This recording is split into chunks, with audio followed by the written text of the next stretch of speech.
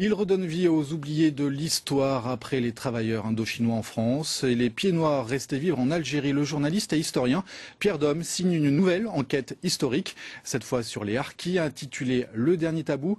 Ce livre raconte pour la première fois l'histoire de ces Algériens qui ont combattu au sein de l'armée française pendant la guerre d'Algérie et qui sont restés vivre dans leur pays.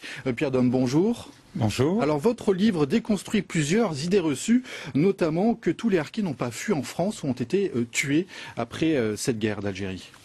En effet, en France, le discours qui domine depuis maintenant un demi-siècle, depuis la fin de la guerre d'Algérie, c'est de dire que pour les harkis, donc ces Algériens qui ont porté l'uniforme français pendant la guerre, eh ben, au moment de l'indépendance, soit ils ont eu la chance de pouvoir partir en France, de pouvoir fuir en France et sauver leur peau, soit ils auraient été massacrés jusqu'au dernier pour ceux donc qui n'auraient pas eu la chance de partir.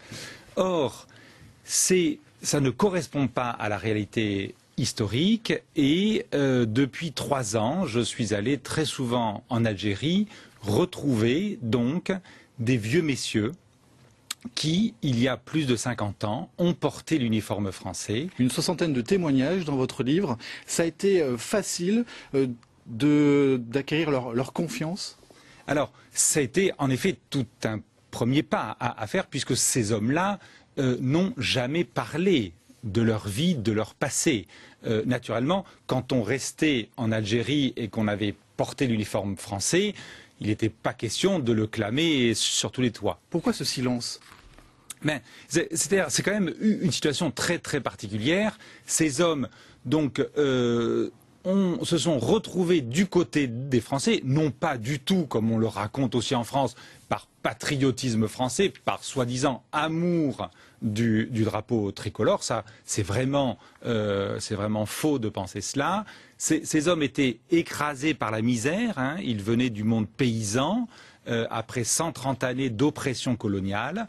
Ils étaient dans la misère et donc c'était souvent pour sauver de faim sa propre famille qu'il allait frapper à la caserne française.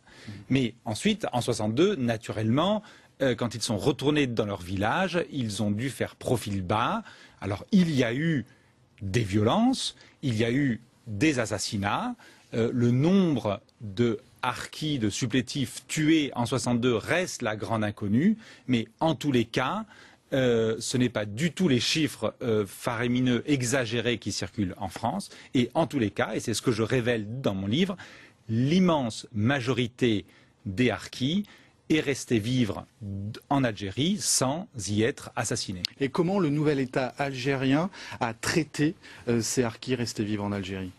Alors, du côté algérien, ce que je révèle dans mon livre dérange aussi considérablement, puisque le discours officiel qui s'est imposé dès la libération, ça a été de dire en 1954, au moment du déclenchement de la guerre de libération, le peuple algérien se serait levé en masse, de façon unanime, pour ainsi dire, derrière la bannière du FLN.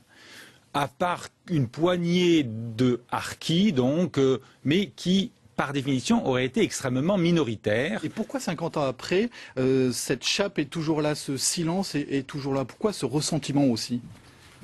En Algérie, il est très difficile d'admettre, et mon livre est vraiment une sorte de pavé dans la mare, il est très difficile d'admettre qu'un grand nombre d'Algériens se sont trouvés du côté de la France pendant la guerre d'indépendance. Et comme je révèle en plus que la plupart d'entre eux sont restés en Algérie, ça signifie qu'aujourd'hui, la société algérienne, une partie de la société algérienne est composée de ces anciens harkis et de leurs enfants. Et ça, c'est un tabou qui est vraiment très très très lourd en Algérie aujourd'hui. Le dernier tabou, c'est le titre de votre livre paru aux éditions Actes Sud. Merci Pierre Dôme d'avoir été l'invité de ce journal ce midi.